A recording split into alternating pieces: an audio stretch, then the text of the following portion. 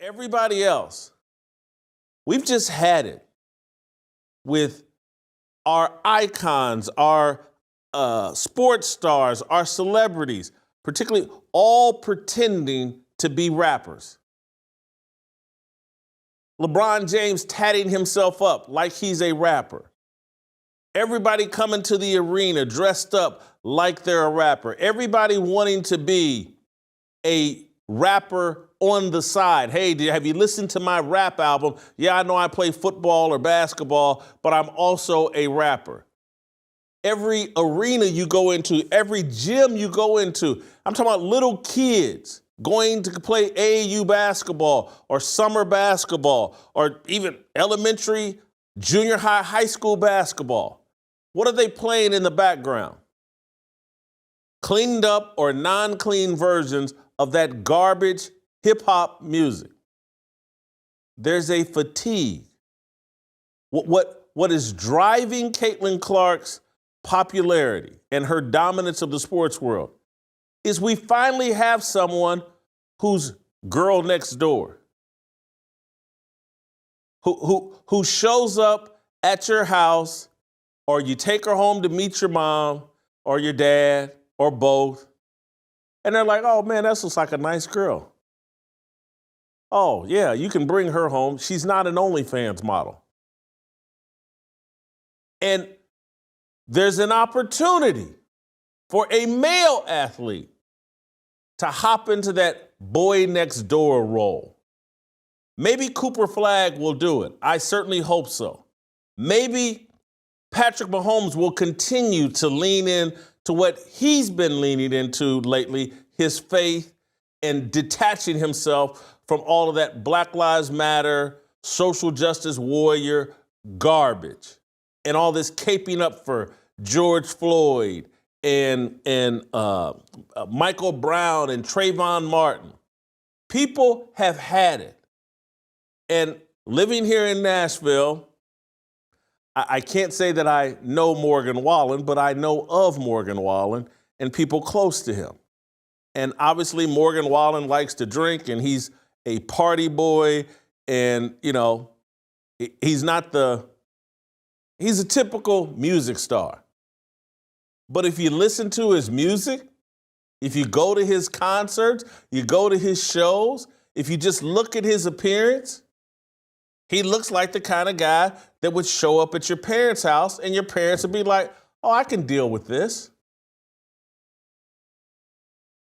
Listen to his music. It's not profane. It's not degenerate. It's fun.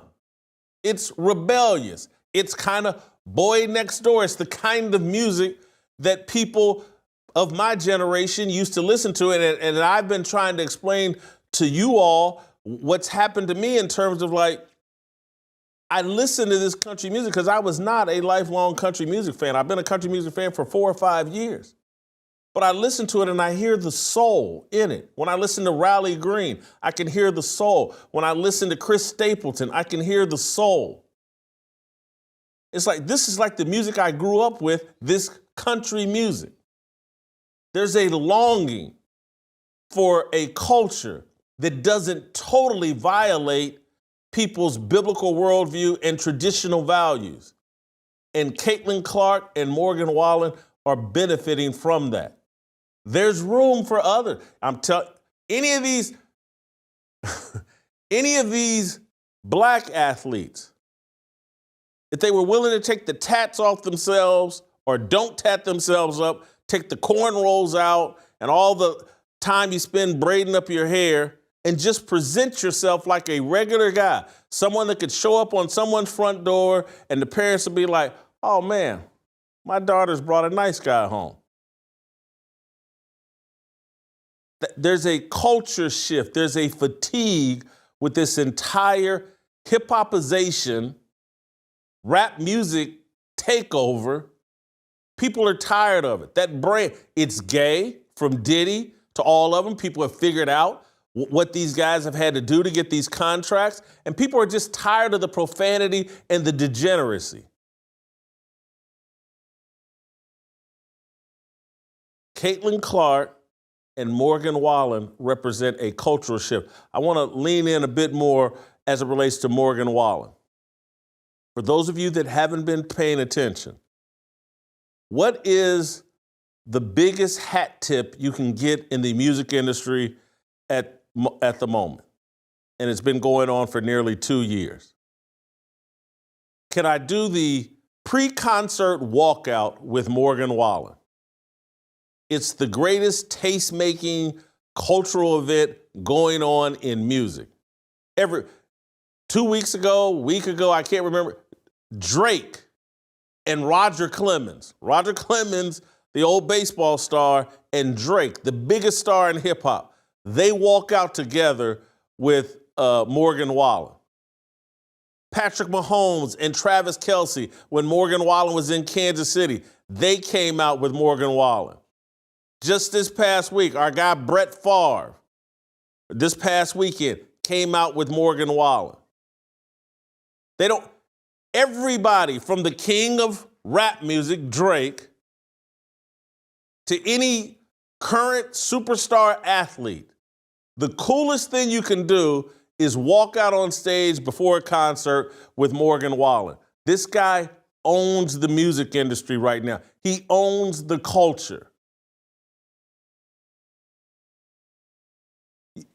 Let's say a rapper, let's say Jay-Z, or I just said Drake, but Drake, there's a song about him from Kendrick Lamar calling him a pedophile. I'm not sure if I want to do the pre-concert walkout with Drake. Kendrick Lamar took the Super Bowl halftime stage in some women's blue jeans. I'm not sure if I want to walk out with him. Jay-Z, all the cult-like activity that people say he's involved in, his connections to Diddy, I'm not sure I want to walk out with Jay-Z. Oh, Morgan Wallen, he was caught on his ring cam saying the N-word when he was drunk. No one cares. Everybody wants to be associated with Morgan Wallen. Everybody wants to be associated with country music. If you have your finger in the air and you can figure out which way the wind is blowing. There's a culture shift and a fatigue with a demonic culture that has dominated American culture for the last 20 years. The NFL needs to figure it out and disassociate itself from Jay-Z. The NBA needs to figure it out and quit pumping that demonic trash, no talent music into every arena and quit pretending like Cardi B and Sexy Red and these other idiots have some sort of talent. They're doing profane nursery school rhymes. People are tired of it. People want something far more relatable and far less demonic. And that's why Caitlin Clark and Morgan Wallen are the two biggest influences in American culture. In the sports world, she's dominating, and in the music industry, Morgan Wallen is dominating. And this lane is open. It's open to all these men. What Caitlin Clark is doing, just presenting herself like a normal person. Someone needs to tell, what's the young kid, Ace Bailey, that didn't want to go to Utah, wouldn't interview with any teams? Someone needs to tap him on the shoulder and say, hey man, the hip hop thing is dead. Did y'all see his agent? I think his name's Amar Cooper. There's a video floating around of him on Twitter, on X, sitting in his car, listening. Play that. We probably shouldn't play the music, but play that. This Omar Cooper sitting in his car. It's SOT number 3. Could we play that? Yeah, sitting in his car, looking like Jay-Z or looking like some rappers, looking at himself. Ace Bailey, that era is over. It's dead. Your agent presenting himself like he's Birdman from Cash Money Records. It doesn't work. Hey, remember, Master P tried to be an agent. All these guys have tried to be an agent. It's over. Don't miss a second of Fearless. Hit that like button and subscribe to keep up with our latest content.